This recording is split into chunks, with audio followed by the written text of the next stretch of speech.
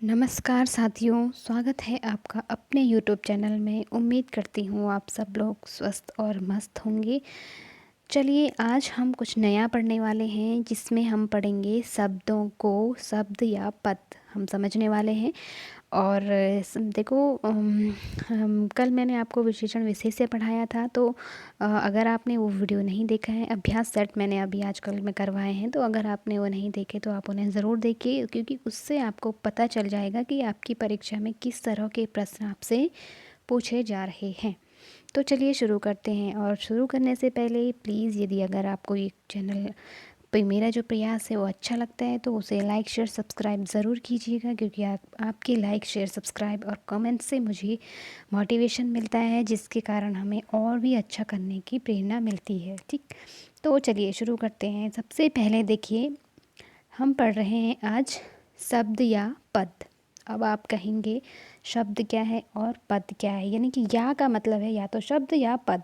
तो देखो, आज मैं आपको एक नई चीज़ बताने वाली हूँ। सबसे पहले आप समझ लीजिए, शब्द या पद दोनों एक ही हैं। और एक ही कैसे हैं? देखो, जैसे मैं लिखूं हिंदी, ठीक है, मैंने लिखा हिंदी, तो ये क्या है? शब्द है। ठीक है। अब जब कोई शब्द पूरे वाक्य के अंग के रूप में प्रयोग होता है, तब वो क्या कहलाता है? पद कहलाता है। ये परिभाषा आपको कॉपी पेन लीजिए और नोट डाउन कीजिए, क्योंकि कभी कभी डायरेक्ट आपसे प्रश्न पूछ लिया जाता है कि पद क्या होता है और शब्द क्या होता है। तो शब्द क्या है? स्वतंत्र होता है। ठीक, हिंदी लिखा। अब जैसे इसको हमें पद बनाना हो तो कैसे बनाएंगे? देखो, हम लिखेंगे, वो हिंदी है, वो क्या है? एक शब्द है। और पद कब कहलाएगा? जैसे देखो, अगर मैंने लिखा हिंदी हमारी मातृभाषा है,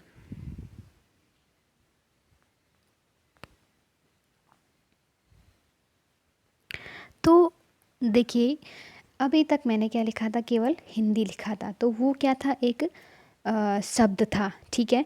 अब मैंने पूरा का पूरा वाक्य यहाँ पर लिख लिया है, तो ये जो हिंदी शब्द है ये क्या बन गया है? इस वाक्य का अंग बन गया है। ठीक है।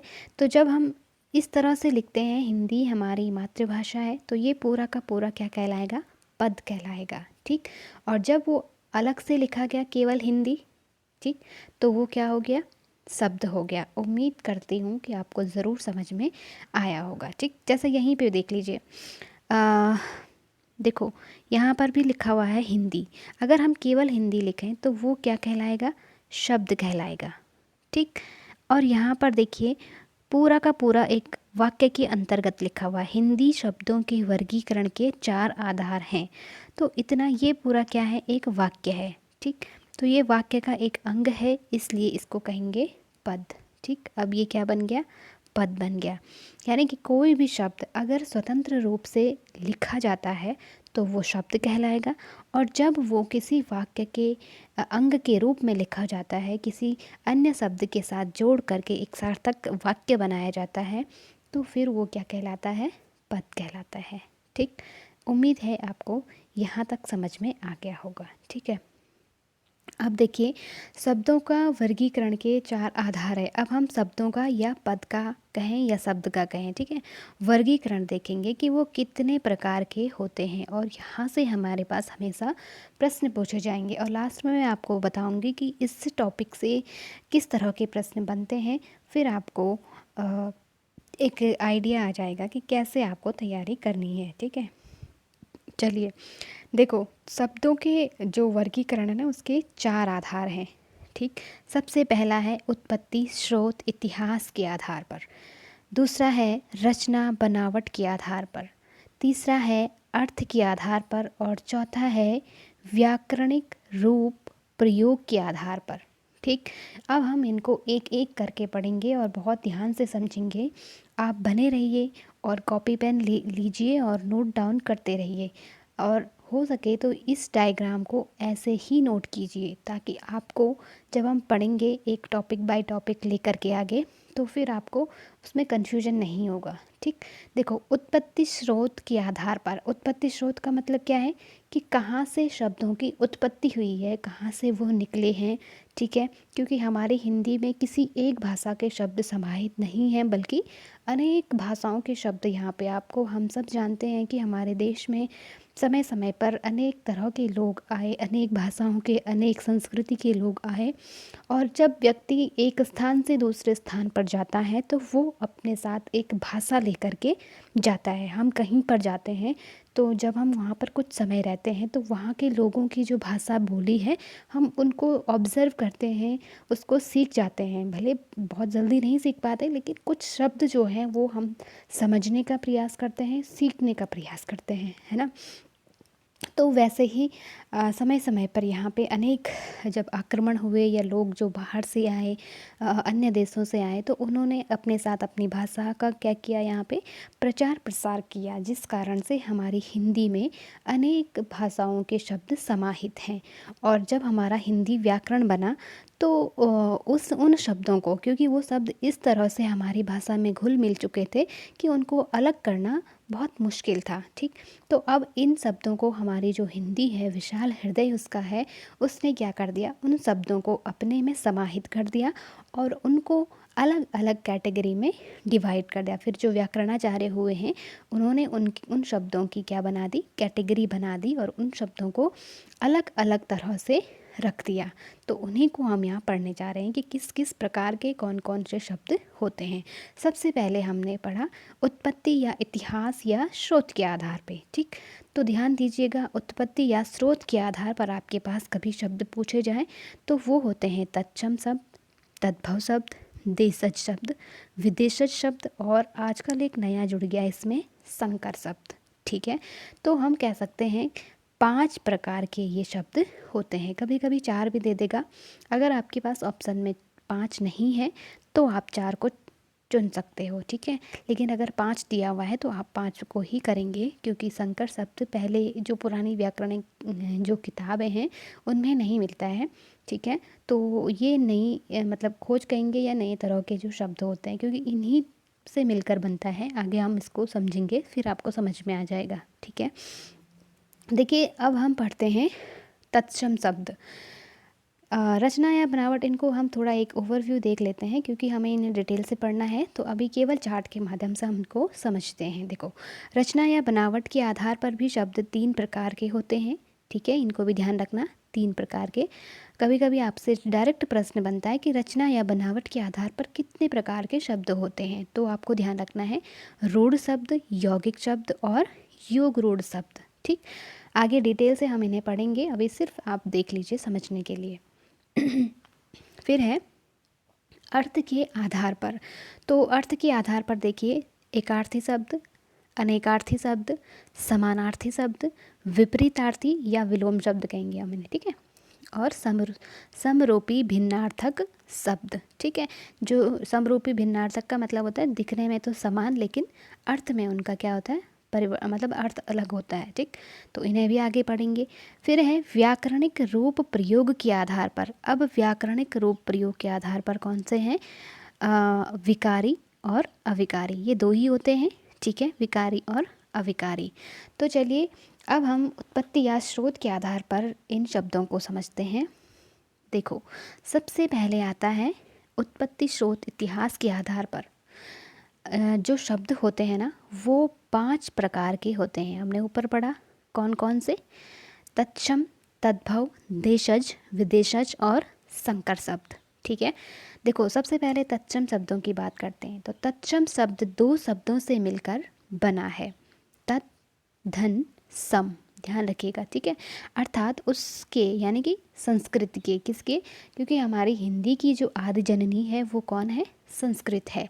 और तत्सम यानी कि उसके समान, किसके, वो उसके कौन, किसकी बात हो रही है, संस्कृत की बात हो रही है। ठीक है, तो जो संस्कृत के शब्द हैं जिनको हम आज भी ज्यों का त्यों प्रयोग करते हैं, उनको कहते हैं तत्सम शब्द। ठीक है, उम्मीद करती हूँ कि आपको ज़रूर समझ में आ रहा होगा। और चलिए फिर है, हिंदी में अनेक शब्द संस्कृत से सीधे आए हैं और आज भी उसी रूप में प्रयोग किए जा रहे हैं। अतः संस्कृत के ऐसे शब्द जिसे हम ज्यों का त्यों प्रयोग में लाते हैं तत्सम शब्द कहलाते हैं। ठीक, देखो कभी कभी प्रश्न कैसे बनता है कि संस्कृत के वे शब्द जिनको ज्यों का त्यों प्रयोग में लाया जाता है वो कौन से शब्द होते हैं, और आपके पास ऑप्शन दिए जाएंगे तत्सम, तद्भव, देशज, विदेशज, इस तरह से। तो ध्यान रखना है कौन से शब्द होते हैं, वो तत्सम शब्द होते हैं। ठीक है, अब उदाहरण देखें, जैसे अग्नि। देखो अग्नि का तद्भव जो होता है, तद्भव का मतलब जो परिवर्तित हो गए हैं। ठीक है, तो अग्नि, कभी कभी हम बोलते हैं ना कि अग्नि, हम प्रयोग करते हैं इस शब्द का, तो ये क्या है, तत्सम शब्द है। इसको हम आज भी हिंदी में जब प्रयोग करते हैं तो हम अग्नि ऐसे ही बोलते हैं। ठीक है, फिर है वायु। वायु हम बहुत बहुत प्रयोग करते हैं कि प्राण वायु, हम बोलते हैं ना वायु, शुद्ध वायु। तो वायु जो शब्द है वो तत्सम शब्द है। ठीक है, आपके पास कभी कभी ऐसे भी प्रश्न बन जाते हैं कि वायु कौन सा शब्द है, तत्सम, तद्भव, इस तरह से।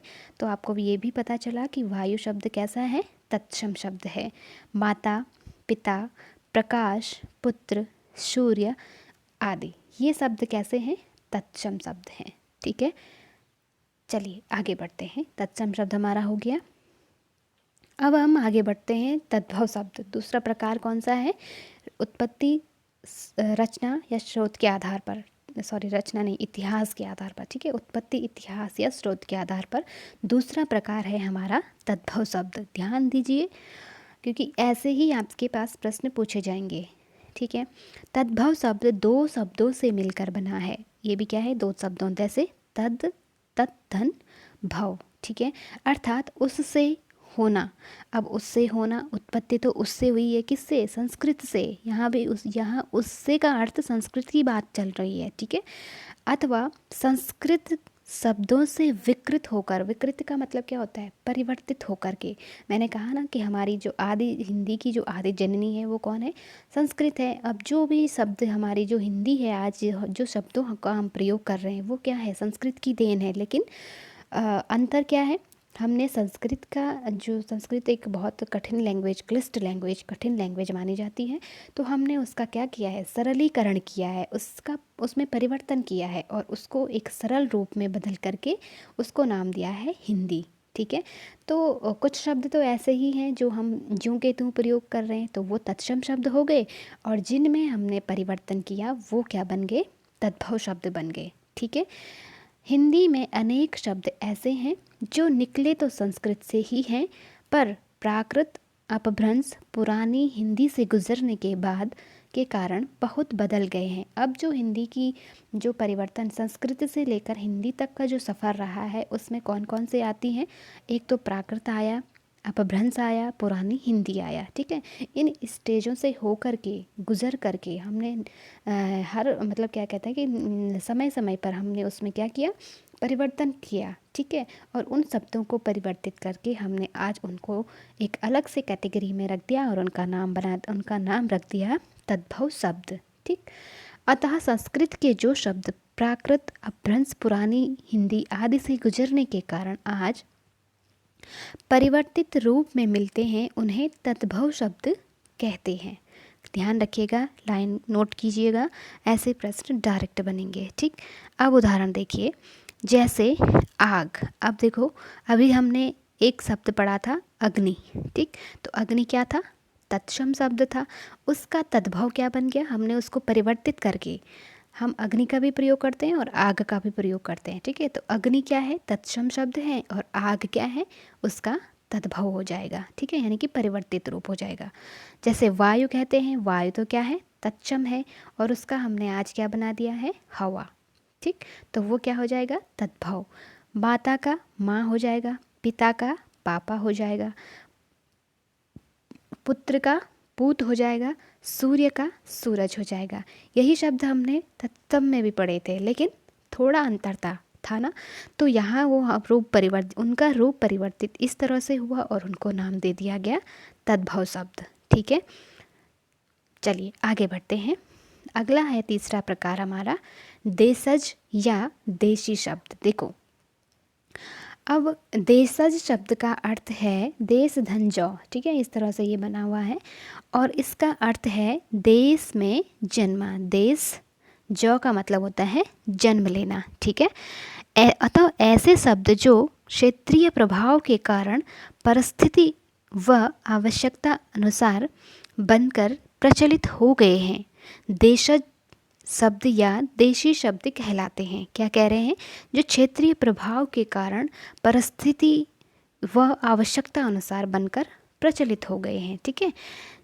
अब देखो, कभी कभी आपके पास ऐसा शब्द पूछा जाता है कि ऐसे शब्द जिनकी उत्पत्ति का कोई पता नहीं होता है, उनको किस कैटेगरी में या किन के अंदर रखा जाता है, तो वो भी देशज के अंदर आते हैं। अब आप कहेंगे कैसे? देखो, देशज का मतलब क्या होता है कि जो परिस्थिति के प्रभाव के अनुसार, यानी कि देश में कई तरह के लोग आए होंगे, कई सभ्यताएं आई होंगी, कई शासक आए होंगे, तो वो अपने साथ क्या लाए? भाषाएं लाए। लेकिन किस क्षेत्र में वो थे, कहाँ पर उनका प्रभाव था, कुछ शब्द ऐसे होते हैं कि हमें खुद पता नहीं चलता है कि हमने वो शब्द किससे सीखा है, ठीक है। तो ऐसे कुछ शब्द होते हैं कि जो भले देश में ही हमें मिले हैं, लेकिन एक स्थान का उनका किस स्थान से मिले हैं ये पता नहीं होता है, ठीक है। तो उत्पत्ति तो उनकी देश में ही हुई है, लेकिन किस स्थान से हुई है ये पता नहीं होता है। तो ऐसे शब्दों को हम देशज के अंदर रखते हैं, ठीक है। जैसे देखो, थैला। अब थैला शब्द है तो देशज है। हम लोकल डायलॉग्स जो होती हैं, हमारी बोलियां होती हैं, ठीक है, उनमें भी हम इनका प्रयोग करते हैं। लेकिन हमें वास्तव में पता नहीं होता है कि जो शब्द है जिसका हम प्रयोग कर रहे हैं थैला, तो वो किस शब्द का है। क्या वो गढ़वाली का है, क्या वो कुमाऊनी का है, क्या वो नेपाली का है, और क्या वो भोजपुरी का है, क्या मतलब मराठी की। हमारी बोलियां जो हैं, बोलियां अनेक हमारे देश में प्रचलित हैं, है ना। पग पग पे बोली बदलती हैं, भाषाएं बदलती हैं, तो हमें खुद पता नहीं होता है कि वो जो शब्द है वो किस भाषा से है। तो ऐसे शब्दों को हम देशज के अंदर रखते हैं। देसी बोलियों से ही वो निकला हुआ है, लेकिन किससे निकला है ये पता नहीं होता है, ठीक है। जैसे देखो, गड़बड़ हम कहते हैं तो हम गड़बड़ का प्रयोग करते हैं, गड़बड़ शब्द का, लेकिन हमें पता नहीं है कि गड़बड़ शब्द किस एक भाषा से निकल करके आया है या उसकी उत्पत्ति कहाँ पर से हुई है, ठीक। पेट हो गया, पगड़ी हो गया, लोटा हो गया, टांग हो गया, ठेठ हो गया आदि, ठीक है। तो ये शब्द कैसे हैं? देशज की कैटेगरी के अंदर रखे गए हैं। समझ में आ रहा होगा, उम्मीद कर रही हूँ। चलिए, अगला है हमारा चौथा शब्द है विदेशज या विदेशी या आगत शब्द, ठीक है। देखो, विदेशज, विदेश धन जौ। अब विदेश, जौ का मतलब क्या है? उत्पत्ति या पैदा होना, ठीक है। शब्द का अर्थ है विदेश में जन्मा। विदेशज शब्द का मतलब क्या हुआ? विदेश में जन्मा, ठीक है। अर्थात आगत शब्द भी इन्हें कहते हुए हैं, ठीक है, कहते हैं। देखो, आया हुआ यानी कि विदेश से आया हुआ, ठीक है। हिंदी में अनेक शब्द ऐसे हैं जो अन्य देश की भाषा से आए हुए हैं, विदेशज शब्द कहलाते हैं। जैसे उर्दू के शब्द, अरबी फारसी के शब्द, अंग्रेजी के शब्द आदि। विदेशज शब्दों में से कुछ को ज्यों का त्यों अपना लिया गया है। जैसे ऑर्डर। ऑर्डर क्या है? अंग्रेजी भाषा का शब्द है, और आज हम हिंदी में भले इसके लिए एक शब्द है हमारी हिंदी में आदेश, लेकिन ऑर्डर को भी हम प्रयोग करते हैं, ठीक। कंपनी, कंपनी बोलते हैं तो कंपनी अंग्रेजी भाषा का शब्द है, और वो हमें हिंदी में हम उसको ज्यों का त्यों प्रयोग करते हैं। कैप, क्रिकेट आदि, ठीक है।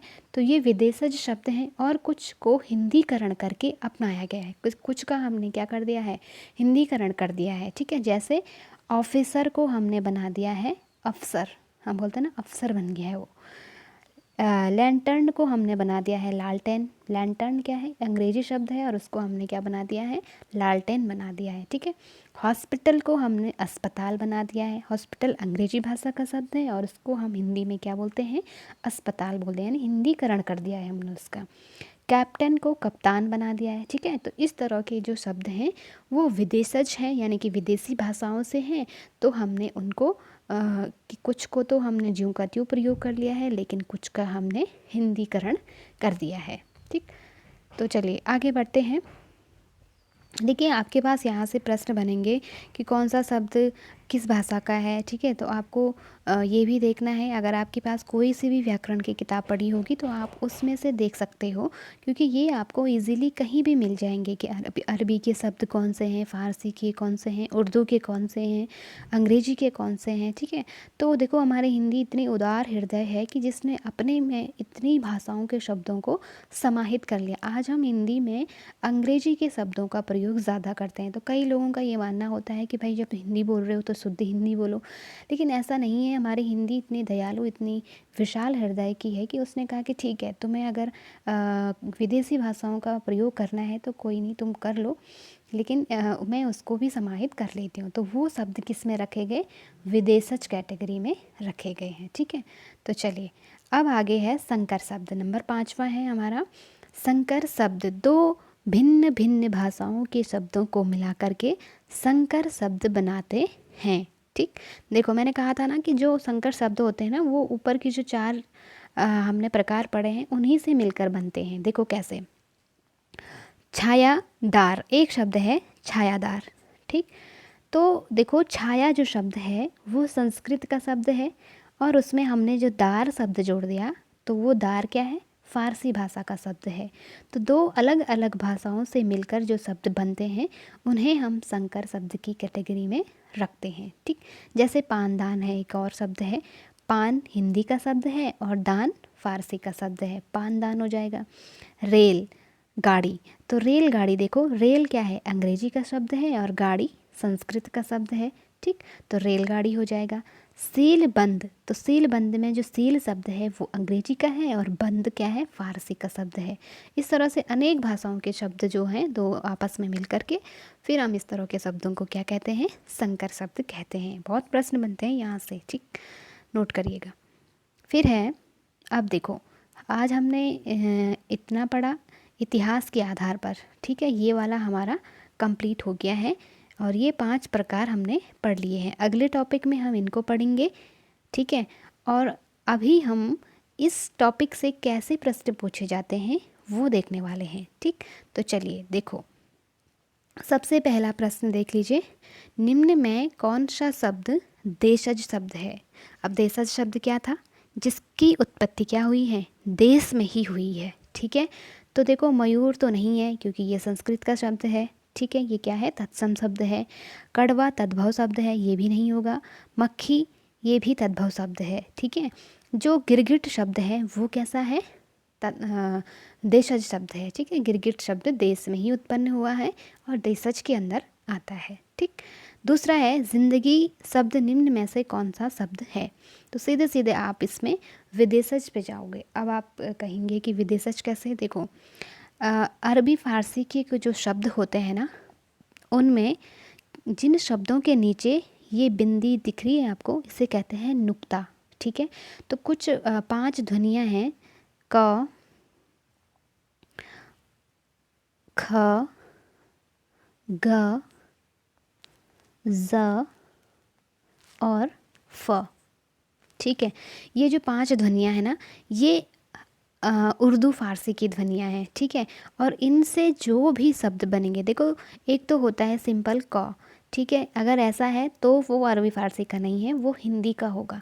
लेकिन अगर उसमें बिंदी है तो वो क्या हो जाएगा, अरबी फारसी का होगा। ये ट्रिक मैं आपको बता रही हूँ, 100% काम करेगी, ठीक है। आपको ये चीज़ ध्यान रखनी होगी।